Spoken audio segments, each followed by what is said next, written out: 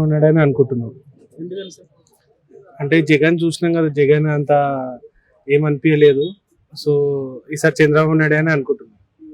So బాబు గారు వస్తే ఇప్పుడు ప్రజెంట్ ఆంధ్రాలో ఉద్యోగాలు సరిగ్గా లేవు, చాలా సమస్యలు ఉన్నాయి, రోడ్లు బాగాలేవు, కంపెనీస్ లేవు. సో బాబు గారు వస్తే ఇవన్నీ కూడా ఫుల్ఫిల్ అవుతాయి. మనము ఆల్రెడీ మనం చూసినాం కదా తెలంగాణలో, ఇంతకు ముందు బిఫోర్ తెలంగాణ రాకముందు బాబు గారు చేసినప్పుడు డెవలప్మెంట్ చాలా ఉండే. అంటే ఎగ్జాంపుల్ సో మీరు హైటెక్ సిటీ కానీ చూడొచ్చు, వేరే కానీ చూడొచ్చు, కానీ ఐటీ కంపెనీస్. సో ఏదన్నా Chandrababu Naidu better compare to Jagan. So Chandrababu Naidu వస్తాడని అనుకుంటున్నాను. సో పోయినసారి జగన్ గారికి 150 సీట్లు వచ్చినాయి సార్. సో ఇప్పుడు వ్యతిరేకత చాలా బలంగా ఉంది కాబట్టి 175 సీట్స్, ఎన్ని సీట్స్ రావచ్చు అంటారు? సీట్స్ గెస్ చేయలేం కానీ ఖచ్చితంగా జగన్ అయితే రాడని అనుకుంటున్నాయి సార్. సో అది నా ఒపీనియన్. సో టీడీపీ జనసేన కూటమి కాబట్టి జనసేన అనేది టీడీపీకి మంచి బలం అనుకోవచ్చా, యాడెడ్ ఫ్లేవర్ అనుకోవచ్చా? అనుకోవచ్చండి.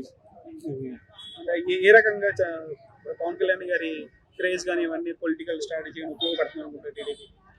పవన్ కళ్యాణ్ గారు మనం ఇప్పుడు రీసెంట్ గా చూసినాం, బట్ ఆయనకి ఇప్పుడే కదా వచ్చింది.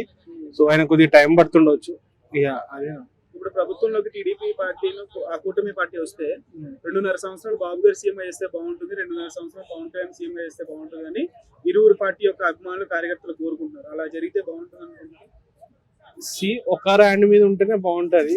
మళ్ళా ఏదైనా కార్యక్రమం మొదలు పెడితే మళ్ళా మధ్యలో ఆగిపోవడం అవన్నీ జరుగుతాయి.